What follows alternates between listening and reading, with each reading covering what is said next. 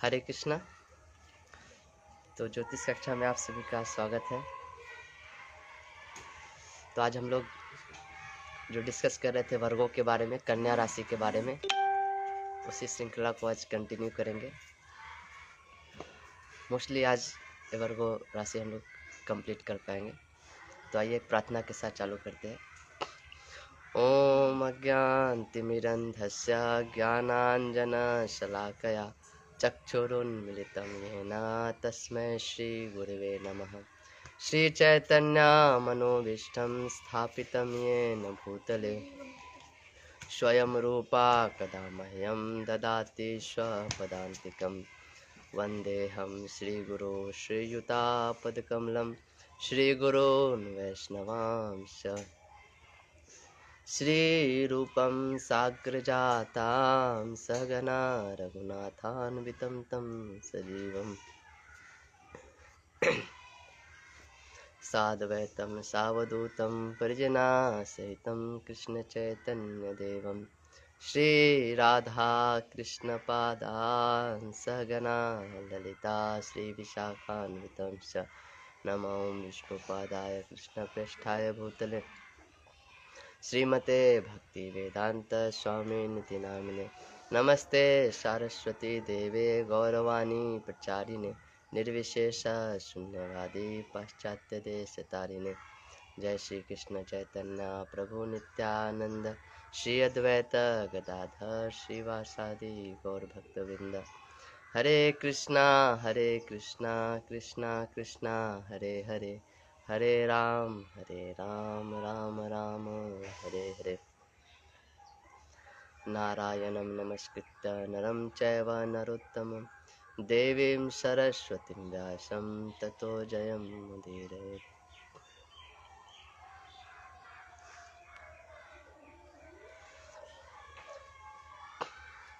तो वर्गो जो राशि है, जो कन्या जो राशि है, हमने उसके बारे में कल देखा था कि इट्स अ सर्वेंट साइन। और ये जो साइन है ये दिखाता है हमारे रोग, ऋण और शत्रु को दर्शाता है ना, डिजीज, डेथ एंड एनिमी, ये तीन चीज। ये जो राशि है, साथ ही साथ इस राशि के में जो भी सिग्निफिकेंस है, जो भी प्लैनेट है, उस चीज़ को हमको कभी भी क्रिटिसाइज नहीं करना चाहिए ना। वो क्रिटिसाइज करने से हमारा वो घर खराब होता है, जिससे हमको रोग, ऋण, शत्रु की बढ़त होती है। तो वर्गो जो साइन है वो प्यूरिफिकेशन को दर्शाता है। हमारे वर्गो जो है वो हमारे जो लोअर स्टोमक होता है उसको रिप्रेजेंट करता है। लोअर स्टोमेज आप देखोगे जो पार्ट होता है वो उसी में सारा प्यूरिफिकेशन होता है, वहीं पे सारा क्लीनिंग प्रोसेस हमारे बॉडी का होता है ना। जो भी हम खाना खाते हैं ना, वो लोअर स्टोमेज में जाके डाइजेस्ट होता है, फिर वो बाहर निकलता है। तो वो हमारे बॉडी का जो पार्ट है वो प्यूरिफिकेशन को दर्शाता है। और ज़्यादातर चीज़ें आप देखोगे, किसी भी डॉक्टर से पूछोगे, हमारा 80 to 90% जो प्रॉब्लम होता है, जो डिजीज होता है, वो प्रॉब्लम वो स्टोमक के कारण ही होता है ना। ठीक से ये किडनी का प्रॉब्लम हो या खाना अनडाइजेशन का प्रॉब्लम हो, पाइल्स का प्रॉब्लम हो, ज़्यादातर प्रॉब्लम इसलिए होता है क्योंकि वो खाना ठीक से डाइजेस्ट नहीं हो रहा है। तो इसलिए ये बहुत इम्पोर्टेंट पार्ट होता है हमारे लाइफ का।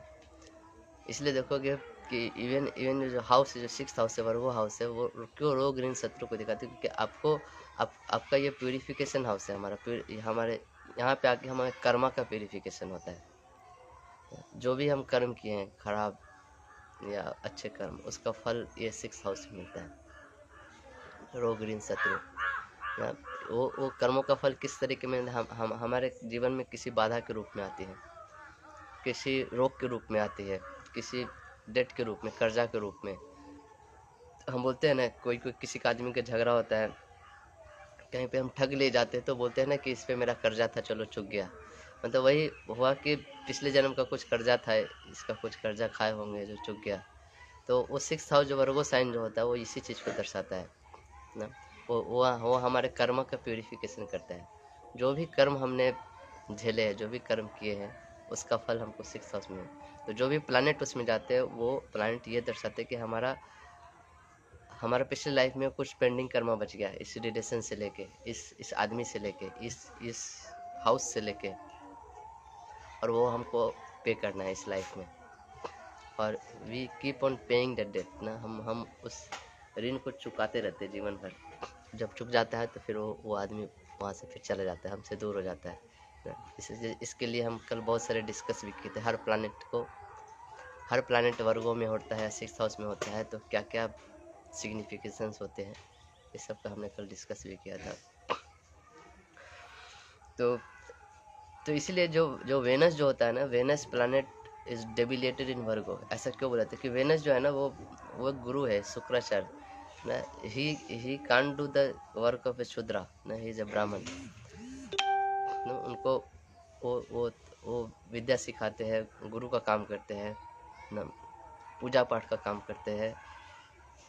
तो वो आदमी जो इतना लग्जरियस रहते हैं, जो वेनस जो प्लैनेट है वो लग्जरियस प्लैनेट है, वो साफ़ सुथरा रहना पसंद करता है।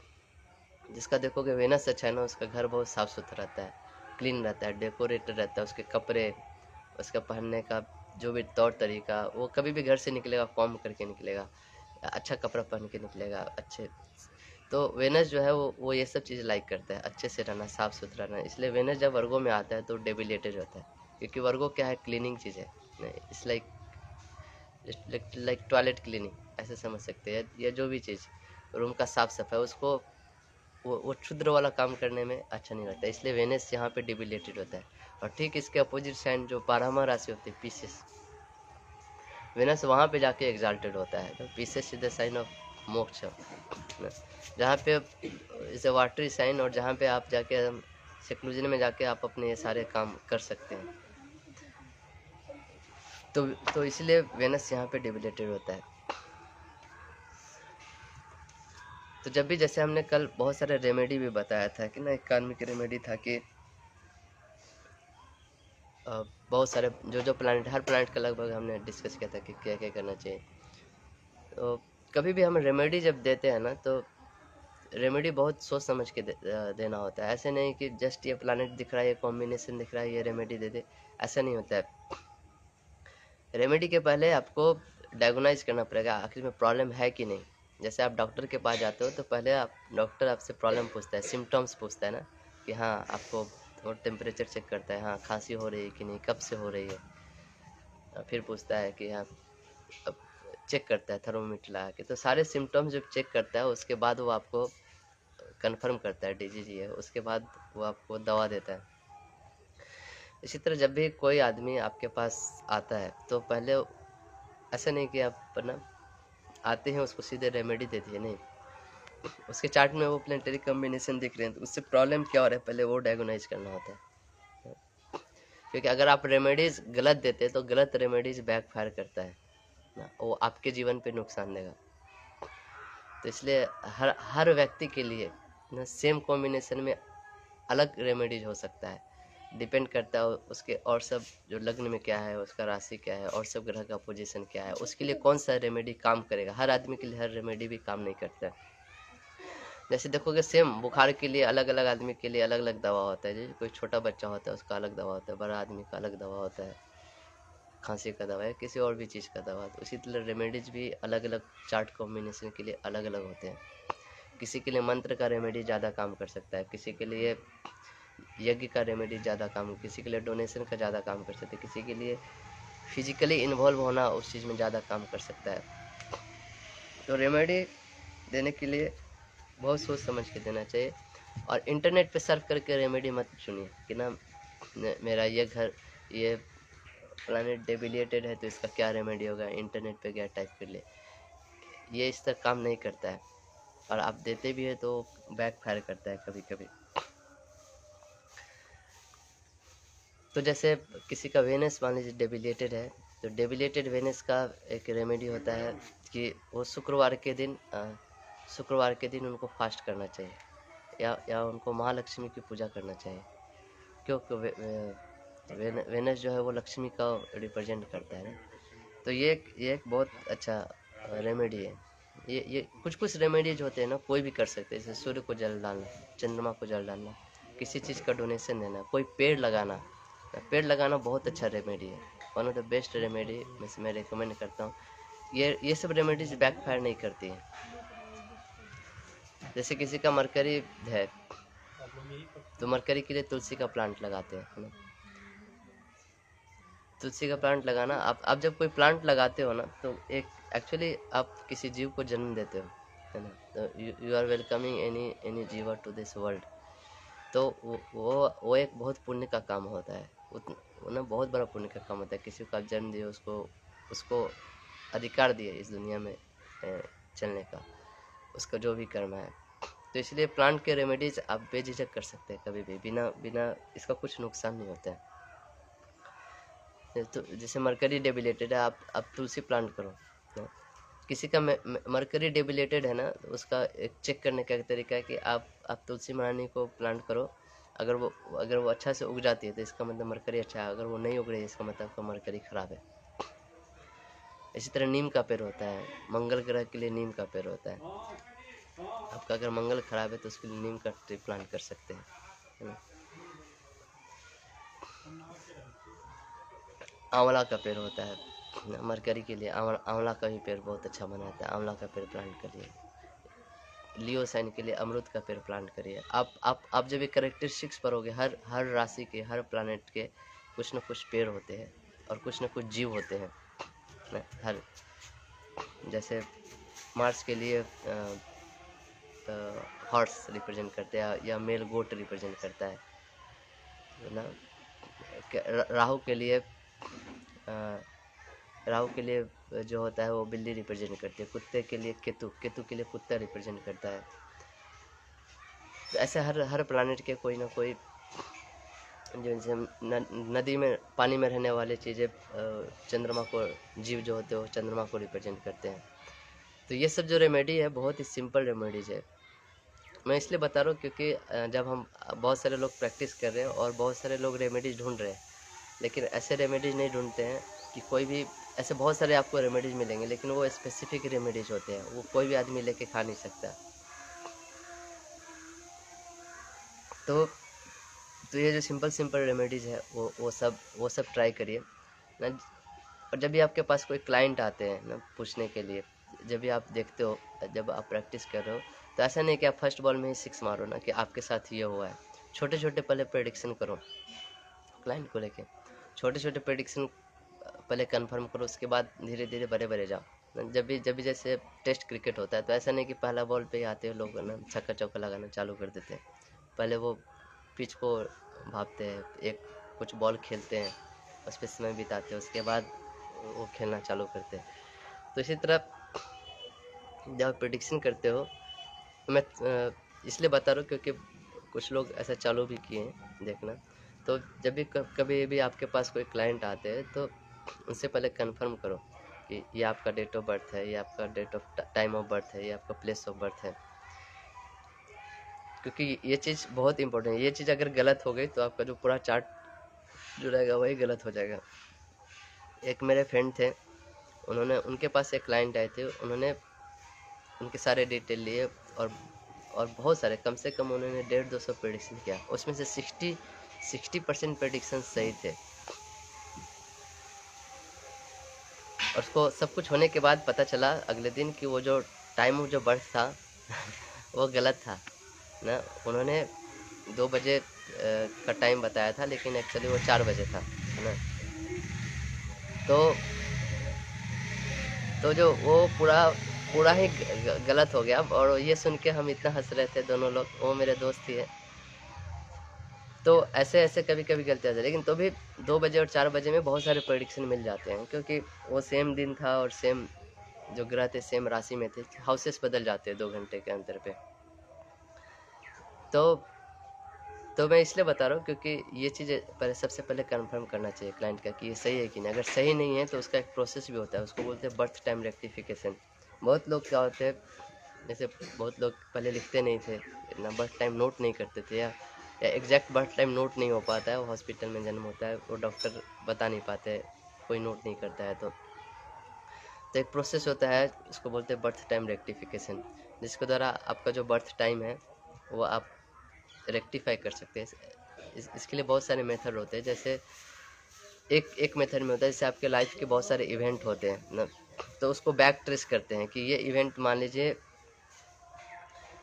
ना 14 तारीख को लगा, 14 तारीख को आपको 4 बजे ना जॉब लगा या जॉब का ऑफर लेटर आया, तो उसको बैक टेस्ट करते हैं, इतने समय में जॉब लगने का न्यूज आया, तो ये इसका जन्म किस समय होना चाहिए ना, इस दिन हुआ है, इस तारीख को हुआ है, इस, तो वो ऐसे बैक टेस्ट कर करके रेक्टिफाई करते हैं चीज़ें। ऐसे करके बहुत बहुत सारे लोगों का हमने बैक टेस्ट भी किया। जैसे प्रभुपाद का जन्म का समय मालूम नहीं था, लेकिन ऐसे आज सबको एग्जैक्ट पता नहीं था, लेकिन आज एग्जैक्ट सबको पता है, क्योंकि उनके प्रभुपाद के लाइफ में जो जो चीज़ इम्पोर्टेंट हुए, जैसे कब उन्होंने इस्कॉन की स्थापना की, किस ईयर में, किस दिन उनका इनिशिएशन हुआ ना, कब उनकी शादी हुई, कब उनका तलाक मतलब कि छोड़ के घर, कब उन्होंने संन्यास लिया, तो ये सब मेजर मेजर इवेंट्स जो लाइफ की हो, उसको बैक टेस्ट करके हम फिर एग्जैक्ट बर्थ निकाल पाते हैं। इसी तरह किसी भी आदमी का, हर आदमी के लाइफ में मेजर इवेंट्स होते हैं, माइनर इवेंट्स होते हैं, उसको करके, तो ये एक मेथड है। ऐसे करके बहुत सारे मेथड है, बहुत सारे दशा प्रोग्रेशन से निकाल सकते हैं, और नाड़ी जो एस्ट्रोलॉजी है वो डायरेक्ट भी निकाल सकते हैं। तो ऐसे बहुत सारे मेथड है जिसको हम करके हम बर्थ टाइम निकाल सकते हैं। तो फर्स्ट मेथड होता है, जब आप प्रेडिक्शन करने जाते हो तो ये देखना कि इसका जो बर्थ टाइम है वो करेक्ट है कि नहीं। अगर वो नहीं है तो सबसे पहले वो करेक्ट करते हैं। उसके बाद उसके लग्न देखते हैं, राशि देखते हैं ना, मेन जो ग्रह सब है वो कहाँ कहाँ पे है वो बताते हैं ना। कभी भी जब क्लाइंट आते हैं ना, तो आपके पास वो कुछ प्रॉब्लम लेके आते हैं, या कोई भी आदमी जब आपके पास आता है एस्ट्रोलॉजर के पास, तो वो कुछ प्रॉब्लम में घिरा होता है, तो उसको सिर्फ पहले उसी प्रॉब्लम पे फोकस करने का, ऐसे नहीं कि उसको सब कुछ हिस्ट्री बताने का ना डायरेक्ट, क्योंकि लोगों के पास समय कम रहता है, वो प्रॉब्लम में उनको सॉल्यूशन चाहिए होता है, बस ज़्यादा उनको मतलब नहीं होता है। आप उनको हर प्लानट के बारे में मत समझाओ, कौन सा प्लानट किस घर में है, किस राशि में, क्योंकि वो आप समझते हो, वो नहीं समझते हैं, और वो सब बताना भी नहीं चाहिए। आप जो प्रेडिक्ट कर पा रहे हो वो प्रेडिक्शन करो, और धुआंधार प्रेडिक्शन करो ना। प्रेडिक्शन गलत होगा, और गलत करके ही सीखेंगे, इसका और कोई उपाय नहीं सीखने का ना। और कभी कभी आपको ऐसा लगता है तो आप पब्लिक फोरम्स पे जाओ, बहुत सारे आजकल नेट पे फोरम्स होते हैं, जहाँ पे एस्ट्रोलॉजी फोरम्स होते हैं, ग्रुप्स होते हैं, फेसबुक ग्रुप्स होते हैं, या फेसबुक पेजेज होते हैं, वहाँ पे आप प्रेडिक्ट करो, तो आपको सही होगा गलत होगा, एटलीस्ट आपको पता चलेगा कि हम यहाँ पे क्यों गलत हो गए और यहाँ पे क्यों सही हुआ ना। कहाँ पे गलत हो गया तो फिर उसके बारे में आप रिसर्च करते हो, यहाँ आखिर ये इवेंट क्यों नहीं हुआ, ये होना चाहिए था। तो ऐसे करके आपको बहुत कुछ सीखने को मिलेगा ना।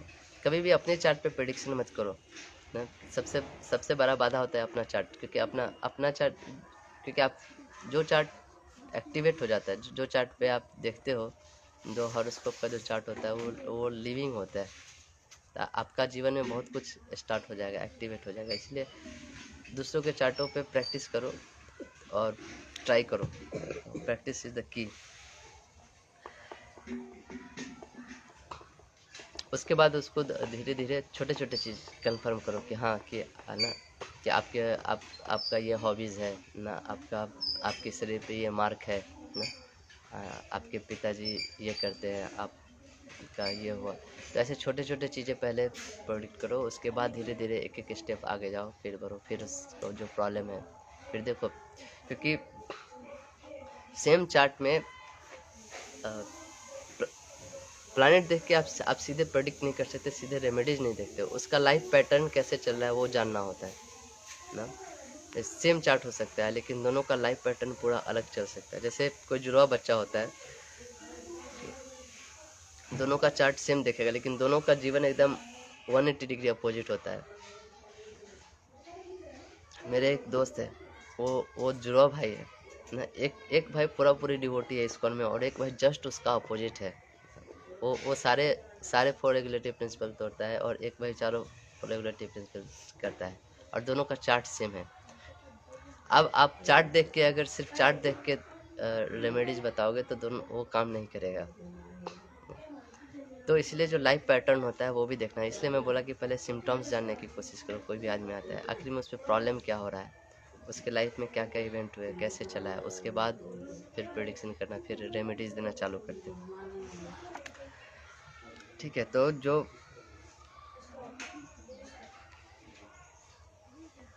वर्गो साइन जहाँ पे होता है, वर्गो साइन में ऐसे प्रॉब्लम होते हैं जो जो आप किसी से न कह सकते हो न दबा के रख सकते हो ना। जैसे जो 6th हाउस है, 6th हाउस के प्रॉब्लम हम ना किसी को खुलेआम बता भी नहीं सकते और अंदर रख भी नहीं सकते। We want some solution for that, है ना। तो इसलिए वर्गो साइन जहाँ पे भी होता है, आपको उस हाउस के प्रॉब्लम, उस हाउस के चीज़ों के लिए आप खुल के किसी से डिस्कस भी नहीं कर पाते और उसको रख भी नहीं सकते। ये साइन ही ऐसा है। तो वर्गो साइन जहाँ पे भी है, वहाँ पे आपको उस घर के प्रॉब्लम को सॉल्व करने के लिए हेल्प चाहते हैं। वहाँ पे आप अपने आप वो प्रॉब्लम सॉल्व नहीं कर सकते जहाँ पे भी वर्गो साइन है। जैसे कैंसर एसेंडेंट है, कैंसर एसेंडेंट वाले को हमेशा पेपर वर्क के लिए कुछ न किसी दूसरे की आवश्यकता पड़ती है। टॉरस एसेंडेंट वाले को सीखने के लिए, कुछ ऑकल्ट साइंस सीखने के लिए किसी न किसी की जरूरत पड़ती है। जेमिनी एसेंडेंट वाले को गुरु की जरूरत पड़ती है। वो अपने से लाइफ में कुछ करने जाएंगे, प्रॉब्लम हो जाए। जब तक कोई गुरु नहीं मिला तब तक उनको जीवन में दिशा नहीं मिलेगी, है ना।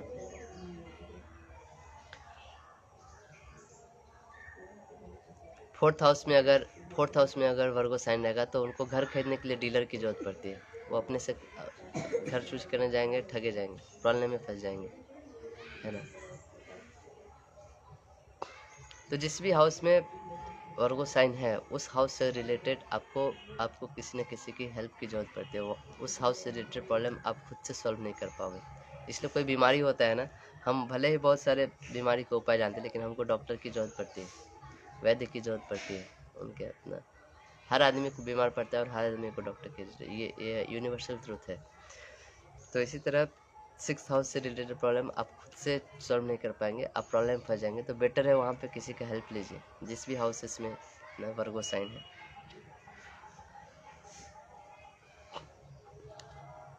ओके, तो कुछ डिवोटी लोग कुछ पूछ रहे थे बहुत सारे कॉम्बिनेशंस के बारे में। थोड़ा मोड़ा कॉम्बिनेशन, जैसे सन और राहु का कॉम्बिनेशन एक है। तो सन जो होता है वो नेचुरल 10th हाउस का कारक होता है, जॉब का कारक होता है। और राहु जो होता है वो फॉरेनर होता है। तो ऐसे लोगों को किसी फॉरेन लोगों के साथ या फॉरेन कंपनी में काम करना चाहिए। ऐसे जो सन जो होता है वो पिता का कारक भी होता है, पिता के साथ कोई चीटिंग इन्वॉल्व हो सकता है ना। वो भी देखना पड़ता है किस राशि में है, किस घर में है ना? राहु ऐसा प्लैनेट है जो आपके लाइफ में मैजिक कर सकता है। मतलब कि राहु ऐसा प्लैनेट है जो कभी भी आपको गिरने नहीं देता है अपने पोजीशन से ना। वो हमेशा, वो राक्षस है लेकिन वो आपको हमेशा ऊपर उठा के रखता है। कोई भी चीज़ें बड़ा करके देता है, कोई भी चीज़ें मैग्नीफाई करके देता है। राहु को इवन कुछ टेक्स्ट में एक मिरर की तरह कहेगा। मिरर में आप जो देखते हो आपको रिफ्लेक्ट करके बड़ा करके दिखाता है। तो राहु जहाँ पे भी होता है, अगर आपका राहु एफ्लिक्टेड नहीं है तो वो बहुत अच्छा रिजल्ट देगा। अगर एफ्लिक्टेड है तो वही एफ्लिक्टेड राहु आपको चीटिंग और ये सब चीज़ें देगा। तो राहु को अच्छा करना चाहिए। राहु को अच्छा करने का है कि आप राहु का खुद मंत्र जाप कर सकते हैं, राहु की भी पूजा कर सकते हैं, या फिर लक्ष्मी का पूजा कर सकते हैं। राहु का जो डीटीज है वो लक्ष्मी है। या बहुत लोग लक्ष्मी का यंत्र पहनते हैं, महालक्ष्मी का यंत्र, उसको लॉकेट में बना के पहनते हैं, या किसी प्लेट पे बना के उसका वर्शिप कर सकते हैं। लेकिन लक्ष्मी का जो यंत्र बनाते हैं, वो यंत्र को जिस प्लेट पे बनाते हैं वो प्योर मेटल का होना चाहिए, उसमें कुछ मिलावटी नहीं होना चाहिए, है ना। होता है ना ब्रास, कांसा, वो सब का बर्तन, या प्योर कॉपर हो, सिल्वर हो या गोल्ड हो, लेकिन वो प्योर होना चाहिए, है ना। उस पर यंत्र बना के वर्शिप कर सकते हैं। इससे राहु के अच्छे इफेक्ट आते हैं।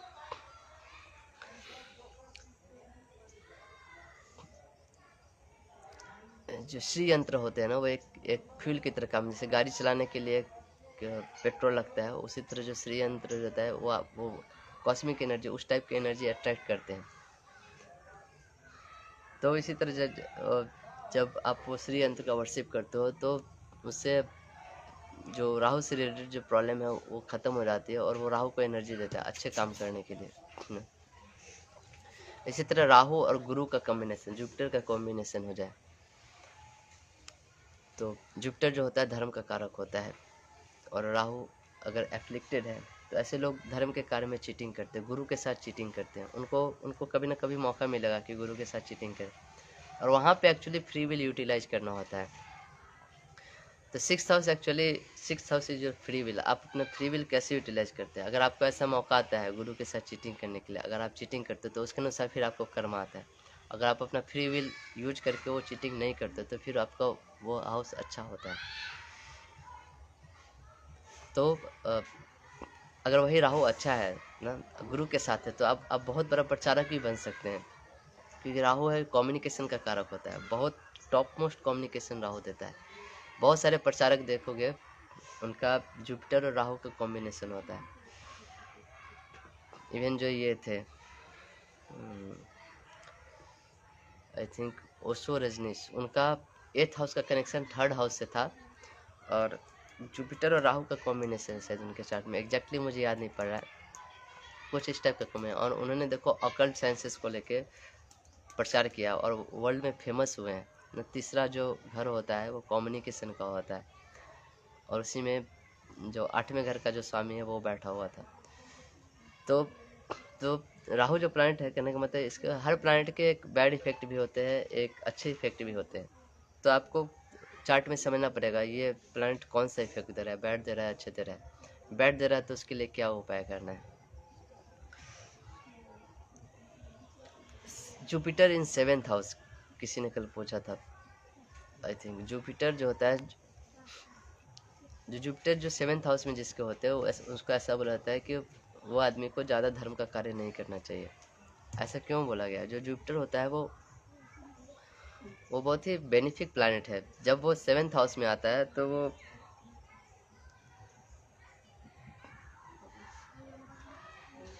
वो क्या करता है, बहुत ही चैरिटेबल हो जाता है, दूसरे को देने लगता है। 7th हाउस का वो नेचर होता है। तो बोला जाता है कि ऐसे आदमी इतना चैरिटी देता है कि अपने घर में ही उसको कमी होने लगती है, या उसका लोग उसको ठग लेते हैं इन वन सेंस। वो लोग उसके जो चैरिटेबल होने का जो वो है वो फ़ायदा उठाए, तो जिसको नहीं चाहिए वो भी आके उससे मांगता है और वो उसको भी दे देता है। तो बोलते हैं जो जुपिटर जिसके 7th हाउस में होते हैं उसको ऐसा ऐसा बोलते हैं कि उसको अपना वो चीज़ छोड़ना नहीं चाहिए। ना बोलते हैं ना कमीनापन, उसको छोड़ना नहीं चाहिए। मतलब कि क्योंकि जुपिटर का नेचर होता है वो आके उतना दान पुण्य करने लगता है कि उसके अपने घर में ही कुछ नहीं बचता, जिसके कारण उसको प्रॉब्लम होने लगता है 7वें घर से रिलेटेड, ना वाइफ से रिलेटेड, स्पाउस से रिलेटेड। एक कॉम्बिनेशन था किसी के 7वें घर में वेनस है, और दूसरे या तीसरे घर में या तीसरे घर में था राहु एंड जुपिटर। तो जुपिटर अपने 5th, राहु और जुपिटर अपने 5th 5वीं दृष्टि से 7वें घर को देख रहा था। तो इसका क्या रिजल्ट होगा?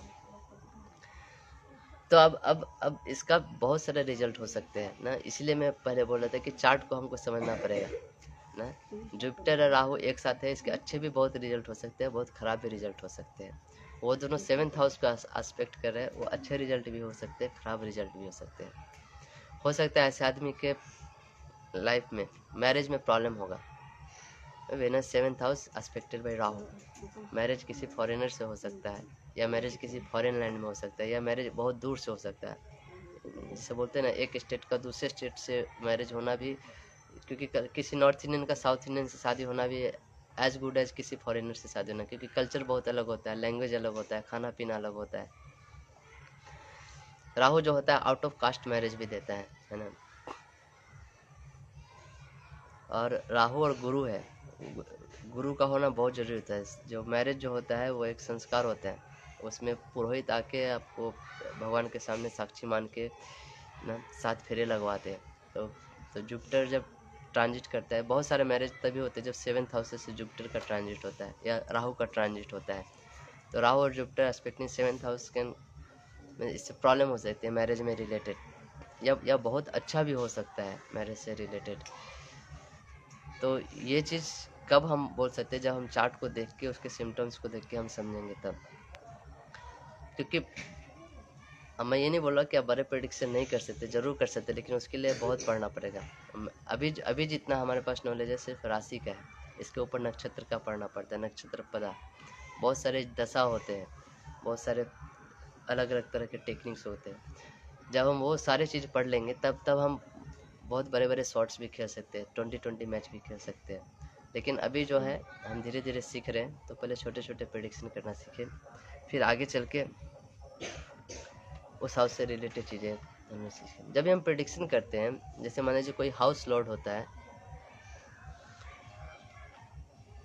किसी हाउस में कोई प्लैनेट बैठा है, तो वो प्लैनेट उस हाउस में वैसा एनर्जी देगा। अगर वो मैलिफिक प्लैनेट है तो वो मैलिफिक रिजल्ट देगा। तो रिजल्ट देने का तरीका वही रहेगा, लेकिन तो इसीलिए वो हाउस को भी ख़राब करता है मैलिफिक प्लैनेट जो रहता है।